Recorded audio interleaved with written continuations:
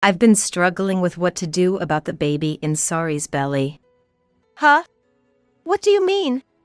Well, the child is Michael's, and Sari hasn't been paying much attention to me lately. Seeking attention? Can't help it, right? I've been swamped with work myself lately. And don't mix up that with this child's situation. So what if the child is Michael's? The child hasn't done anything wrong, right? I remarried another man while being pregnant, nearing my due date. My previous husband had passed away in a work-related accident. During my time of inability to accept this reality, a colleague of my husband, who had been to the accident scene, comforted me, which led to our marriage. If you were thinking all that, why did you decide to be with me in the first place? Don't start saying that now. Well, when I think about the baby in your belly, I just feel incredibly uncomfortable. To say that in front of me. What? Your usual need for attention kicking in? Cut it out. Don't push those feelings onto the child. You proposed to me, promising to love both me and the baby in my belly, remember? I did say that, but still. My current husband, Ken, is 10 years younger than me and has a personality that craves attention. When Ken was taking care of me while I was down, I thought he was a strong person, but after we got together, he suddenly started seeking attention and trying to be overly affectionate all the time. Despite knowing that the child in my belly is Michael's, Ken still tries to get close to me and cuddle every single night. Stop it, it's gross. Hey, don't come onto me like that when there's a baby in my belly. I'll be willing to do such things after I give birth, so please just bear with it for now. The baby might be born in just a week. My delivery was imminent. Despite my condition being such that the baby could be born any moment, Ken constantly seeks my attention, which has become quite tiresome. Frankly, it's unbearably disgusting. My previous husband, Michael, was calm, attentive to details, and would subtly help out with household chores when I was having a tough time, so I feel quite uncomfortable with Ken. Whether I'm pregnant or nearing my due date, he suddenly becomes sulky and craves attention if something doesn't go his way. Honestly, it's annoying beyond words. Hey, how old are you again? You need that much attention? You're not a child.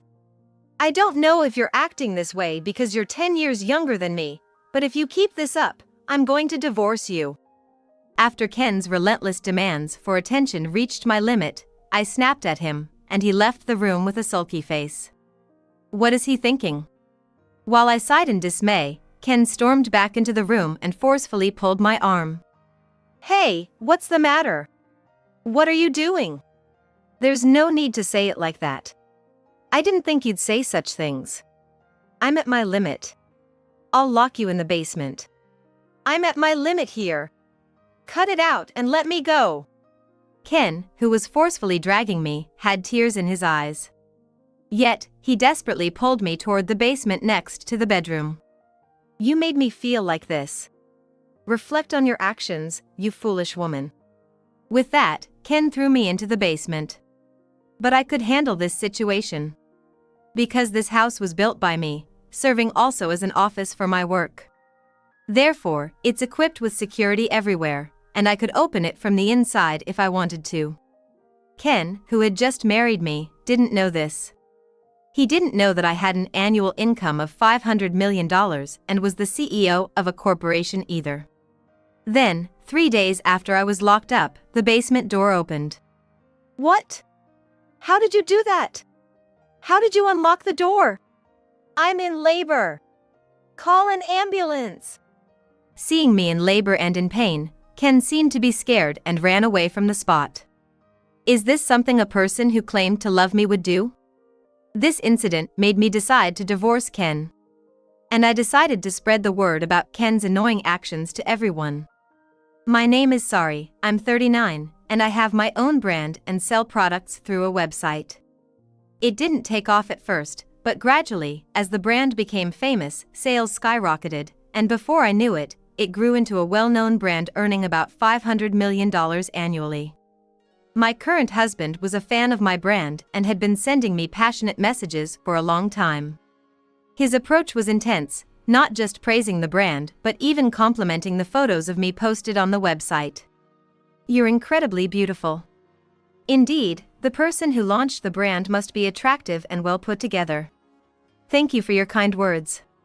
Such comments motivate me and serve as a catalyst for creating better products. I'll cherish them. We had such exchanges through emails. Eventually, my husband's intense appeal crossed a line, and he started asking, "Please, can we meet?" almost like a stalker. Initially, I refused, but I couldn't resist Michael's persistent emails, and I agreed to meet him just once. "Thank you for coming today." I agreed this time because of your persistent request, but it's not going to happen again. I was supposed to have made that clear at the beginning. But what was supposed to be a quick meal turned out to be incredibly fun talking with Michael, and before I knew it, we were on to our second stop, and then... I'm sorry, I just got carried away because it was so much fun. That's okay. I'm happy you felt that way. I had a great time today too. Thank you for making it a wonderful day. I'll continue to support you. With that, Michael left. But now, I found myself increasingly interested in Michael, to the point of restlessness. From the many emails we had exchanged before, I found Michael's address and found myself writing a message without thinking. "I had an amazing time the other day. I was hoping we could meet again if possible." What am I doing? This can't be happening. He's just a fan of my brand. I told myself that, deleted the email once, and never sent it. But before I knew it, I had written a similar email and hit the send button unconsciously. "Really? Are you sure? What happened all of a sudden?" I snapped back to reality with Michael's reply. I couldn't believe I had sent the email, but part of me was a little happy. I was going to see Michael again. Just thinking about it filled me with excitement. I'm sorry for the sudden email. Is it okay? I'd like to talk to you again. I felt like if I missed this chance, it would become harder to meet with Michael again. So, I desperately replied, and that's how I got another chance to meet Michael. "I'm happy we can meet again." "Me too." Once I became conscious of it, I couldn't look at Michael's face. By then, we had already fallen for each other. A year later, the two of us were drawn to each other and happily got married. By that time, I was already pregnant and 5 months along. "Nice to meet you, I'm Ken, working with Michael." Michael brought his colleague, Ken, over to our house for drinks. "See? I told you my wife is beautiful." That's how Michael introduced me. He must have been told something by Ken during a drink after work. He wanted to tell Ken that I was beautiful by bringing him home. "Truly, she is beautiful. I'm jealous. It's great to have such a wife." At that moment, I could see a look of envy in Ken's face as he looked at me. "Michael gets to be spoiled by such a beautiful person, I'm so envious." Honestly, I should have realized then that he was trouble. 4 months later, Michael, who was a construction site supervisor, died in an accident at work. It was sudden. "No way, why? Just when we were about to have a baby, why?" The shock was too much for me, leaving me speechless. I was mentally devastated, thinking I might end up losing my mind too. "Are you okay? Sorry. I know it's tough that Michael suddenly passed away, but you have a baby in your belly. It's not okay to give up. If anything happens, I'll protect you and the baby in your belly, so..." Ken's words at that time were powerful, lifting my spirits. Through my tears, Ken's figure overlapped with Michael's, and I found myself hugging him. "I will protect you. For Michael's sake, I'll take his place in protecting you, sorry." I didn't really know Ken at that time. But he must have been serious. So, I believed his words and we decided to get married. Right after we got together, Ken moved into my house. "I'm gonna live here from today." "How could you move in so quickly? What about your place, Ken?" "I sorted everything out today. I never really had much stuff to begin with. I'm a minimalist, so everything I own fits into a bag." Ken said that as he appeared in front of me, dragging his bag. Well, if that's the case, it's fine, but what are we going to do? You have like 2 empty rooms. Where do you want to stay? Where do I want to stay? That's obvious. It's gotta be Sari's room. Ken said that and then pushed me from behind, forcefully guiding me to my room. Nice room. It's got a double bed, so we can both sleep here, right? Wait, are you serious? Isn't it too soon? I don't like this. What are you talking about? We're married, right? So, there's no problem with sleeping in the same bed. It's not about that. Ken's actions and words, showing he wanted to be overly affectionate, made me pull back. There was too much of a gap from when he confessed. It was like he was acting out of a desire to be pampered or like he was seeking attention. He was younger, but it felt more like I was talking to a child than to an adult. Anyway, let's sleep together starting tonight. I won't do anything weird. I'm just worried about you, sorry. I felt like I was being sweet-talked by Ken, but I ended up agreeing. However, that night I saw Ken's true nature. Sorry, the shampoo you use smells nice. I really do love you, you know. Ken said that as he hugged me. Wait a minute, Ken. You know I'm pregnant, right? Doing this kind of thing? I told you, that's for after the baby is born. Come on, it's not like it's a big deal. No! I care about you, Ken, but this child is Michael's. It's like a keepsake of Michael, who was with me until recently. What if something happens and I have a miscarriage because of this? When you put it like that. When confronted strongly, Ken suddenly turned sullen and looked away. But this was just another one of Ken's attempts at seeking attention, as if asking me to comfort him in his sulky mood. I was unaware of this at the time and left it be. Why aren't you paying attention to me when I'm feeling so down? Why won't you comfort me? Suddenly, Ken woke me up crying.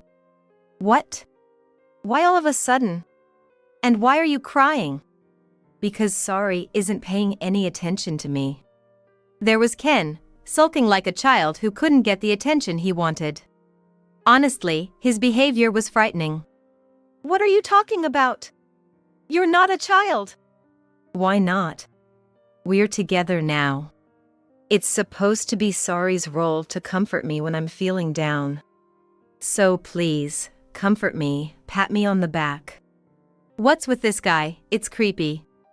Acting like a needy child at his age. I forced a smile at Ken's behavior and reluctantly patted his head. But this action would backfire later. He constantly sought attention, getting close to me at every opportunity. Rubbing his face on my thigh or suddenly starting to massage my shoulders while I was sitting and working. Hey Ken. I'm about to go into labor soon. I need to finish up as much work as possible now and continue to prepare. I'm sorry, but I can't afford to pay attention to you right now. Please wait a bit. While preparing for my delivery, I was working hard to ensure that work progressed smoothly, planning and handing over tasks, giving clear instructions to the staff. Ken, unaware that I was the CEO, mistook my work for part-time tasks and kept clinging to me no matter what I said. Cut it out. I've told you I'm busy with work. Just wait a little longer, the due date is soon. Please understand that. But Ken kept clinging to me and seeking affection, not discouraged by what I said. The worst part was when he got in a bad mood, he would enter an even more demanding attention-seeking mode than before. He wouldn't back down unless his head was patted. I'm tired. I'm going to sleep now. The fatigue from dealing with Ken and work suddenly weighed heavily on me, reaching a peak. Feeling sluggish and heavy, I didn't want to risk anything happening to the baby, so I decided to leave Ken alone and go to sleep. Can I come to bed with you? Don't follow me. I finally snapped and yelled at Ken for being way too persistent. But that led to the worst outcome. A while after getting into bed, Ken came into the bedroom, sat on the opposite side, and started talking. I've been worrying about what to do about the baby in Sari's belly. I was stunned by such an abrupt statement. He had promised to make me and the child happy when my previous husband, Michael, passed away, but now he was suddenly saying the complete opposite. I felt more dismayed than sad. If you were thinking that, why did you decide to be with me in the first place? Don't start saying that now. Such words just slipped out, and Ken had been showing jealousy or discomfort towards the baby in my belly. But I thought those were just words coming out from his desire to be pampered, not his true feelings. Ken said this and, as usual, tried to get my attention by getting into the blankets and touching me. I was at my breaking point. Hey, how old are you again? You want attention that much? You're not a child. I don't know if you're acting this way because you're 10 years younger than me, but if you keep this up, I'm going to divorce you. Hurt by my words, Ken left the room silently. I thought I could finally sleep in peace. But then, suddenly, the door burst open again, and Ken grabbed my arm and dragged me to the adjacent basement. What are you doing? You made me feel like this, you foolish woman, reflect on that. Ken said that, locked the door with a heavy key, and made sure I couldn't get out of the basement. However, this basement was more like an intermediate point connected to another shelter, so being locked up wasn't much of an issue. Ken didn't know that. I had the basement built as a double structure as a precaution in case of house collapse due to disasters. The basement door could also be opened from the inside if needed. But for that, I needed to go down to the shelter first. So I decided to go down to the shelter and retrieve the key. Though it's already midnight. It might be a strain on the baby, so let's not overdo it and just sleep for now. I decided to sleep in the bed installed in the shelter for the night. The next day, I came up with a good idea. Given the situation, why not give Ken, the ultimate attention seeker, a bit of a scare? It looks like I have enough time before the due date, and staying here for 2 or 3 days won't cause any issues. I have an emergency computer, so I can work from here. Yeah, let's do that. I decided to plan a scare for Ken. But I had no idea this choice would lead to a tragic outcome. Yet, it's true that this served as a punishment for Ken, too needy for attention, and I managed to discipline him. I spent the next 3 days inside the shelter. During that time, Ken didn't interfere with me at all, and it was all quiet. I'm feeling down. I thought he would worry about me and reach out after a day. The days passed monotonously. 3 days later, suddenly, labor pains started. It was too early. No! Labor pains! This is bad, it's too soon. It's not time yet, you're supposed to be born in about 5 more days. While enduring the pain of labor, I managed to grab the key to the basement, crawled to the door, unlocked it, and then, with all my might, I opened the door and collapsed on the spot. Hearing the loud noise, Ken rushed over and looked pale at the scene. My water had already broken, and a lot of amniotic fluid was flowing on the floor. What? What did you do? How did you unlock the door? I'm in labor. Call an ambulance. The situation was chaotic. Hearing the commotion, an unknown woman from the back room showed her face, screamed in shock at my condition. What? Are you okay? Idiot, why are you coming out? Just run, now. But this is serious. We need to call an ambulance right away. It's okay, just hurry up. We're running. Ken forcefully grabbed the woman's hand and tried to flee the scene. However, that woman shook off his hand and came closer to me. Are you okay? I'll call an ambulance right now. Do whatever you want. Ken left us and ran away.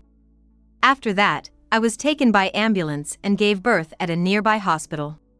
The joy of my child being born was short-lived as the baby passed away soon after birth. The cause seemed to be the severe stress I was under and complications from not being able to deliver after my water broke. It was heartbreaking. I'm sorry, I couldn't help you. It's okay, I appreciate you calling the ambulance. By the way, what exactly is your relationship with Ken? I was picked up by Ken the day before I met you. He said this was his house. What was he thinking? He bragged about picking up different women and playing around. So, probably. I see. Did Ken do anything strange to you? He was really clingy when I was trying to sleep. It was so creepy. I just wanted to leave the next day, and then you came. I understand. He becomes needy with any woman, it seems. Are you sure you're okay after just giving birth? Hey, I have a favor to ask. I decided to take revenge on Ken. Being locked in the basement was one thing, but losing the life that was supposed to come into this world because of it was another. I couldn't give birth to the child I loved the most, Michael's child. I want revenge on Ken. Because of him, that child is gone. He let die the child of the person I cherished the most. I can't let that go, so help me. With tears in the corner of my eyes, I said that to her. Seeing my serious eyes, the woman hesitated for a moment but then understood my feelings and showed a determination for revenge as well. Okay. A man who leaves a pregnant woman to fend for herself and runs away is an enemy of all women. Let's thoroughly teach him a lesson. Thank you, really, thank you. Oh, by the way, my name is Sari. And you are? My name is Linda. We exchanged vows for revenge. As we shared contacts and kept in touch, an unbelievable fact came to light. Ken was someone who picked up various women and had a habit of womanizing. Even after marrying me, he repeated this behavior many times, seeking attention from various women. Linda's research confirmed about 20 female victims, one of whom was a person from Ken's company. Linda, you're amazing. Thank you for gathering all this information. I'm good at this kind of thing. I'm a professional detective. What? I didn't know that. My mom only dated unfaithful men. I grew up seeing that, and I just can't stand men like that. I thought if there are people suffering from similar issues, maybe there's something I could do to help, so I ended up becoming a detective. Unexpected. You look so gentle, but being a detective is such a cool contrast. I was surprised to find that my ally happened to be a detective, but it was incredibly reassuring. Moreover, her network of information helped to fuel the fire of revenge by finding a colleague from Ken's company. Ken hadn't come home since that day. He must be too embarrassed to return after being caught cheating. What a scumbag he is. Hey, can we contact that person from his company? I've got a good idea. A good idea? Let's spread the word in his company about Ken's true needy and unfaithful nature. And about the child. It's unfortunate, but we probably can't claim compensation. It's doubtful whether Ken's actions directly relate to what happened to Sari's pregnancy. It's okay. Even if we can't get compensation, I'm so resentful I want him ousted from the company. If he had any involvement in the death of that child, I'll fight until Ken is fired from that company. Linda seemed to sense the hatred within me, inhaling sharply on the spot. She understood the extent of my grudge against Ken. Getting in touch will be easy, so let me make a move. Then, things progressed rapidly. Through Linda's research and contacting a colleague from the company, it came to light that, despite not being in a relationship, Ken would touch her buttocks or rub his face against hers every time they were alone at the company, essentially harassing her. We used this information to corner Ken. A few days later, I got a call on my phone. Hello? It's me. Sorry for not coming home till now. I have a favor to ask. Can I come back home? Oh, what happened? Something wrong? I responded to Ken's words as if I knew nothing. Just that, suddenly the circumstances have changed. What circumstances? Well, You left me in that situation and now you think you can just roll back into my life because of your circumstances? I know, you were fired from your job because of the sexual harassment scandal. What? How do you know about that? I know everything. You've been picking up women and fooling around. No, well... Ken started to falter, realizing that all his actions had been exposed. But the baby was born safely, right? His desperate attempt to change the subject hit me where it hurt the most, like the popping of a champagne cork, and my anger exploded in an instant. The voltage of my anger exploded in that instant. The baby is gone. What? There's no baby anymore. The baby was born but passed away soon after. Why? Stress. Excessive stress affected the fetus, and the delay in dealing with the water breaking. No. Even Ken couldn't say anything more after hearing the situation. The feeling was less of awkwardness and more of a sorry apology coming through. I hate to say this, but I think it's best we get a divorce. So, it's come to that. Of course. I can't be with you. Don't come home. I'm sorry. It's too late for apologies now. I trusted you, even when you were being overly needy with me, I forgave you. I believed you were a kind-hearted person, but you're the worst. Tears I couldn't hold back anymore started flowing like a waterfall, the heat irritating my nose, making the mucus flow just as freely.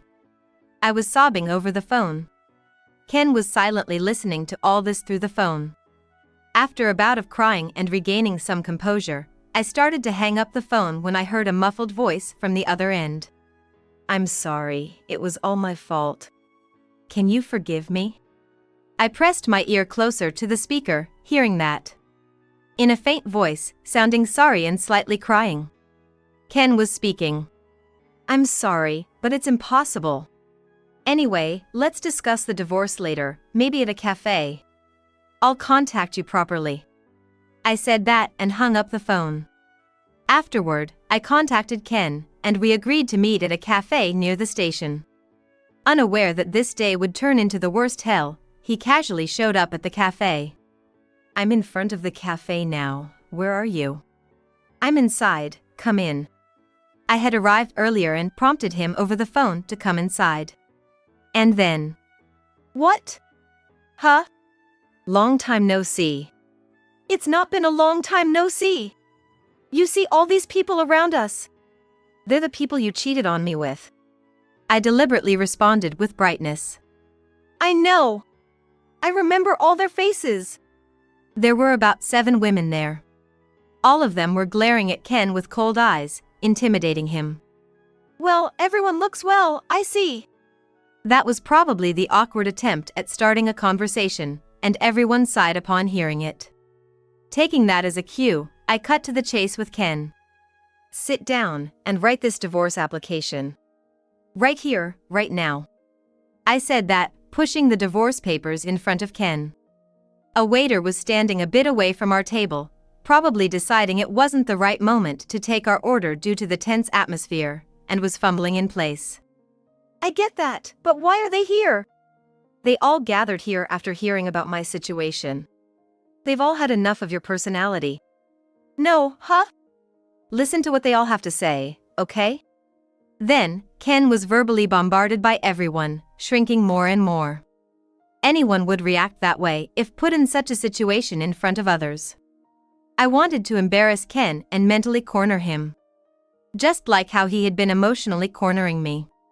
With his needy behavior. How does it feel now?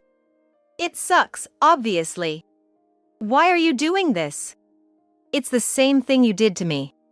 What are you talking about? Cut it out already. Getting irritated with the situation, Ken's tone became slightly aggressive.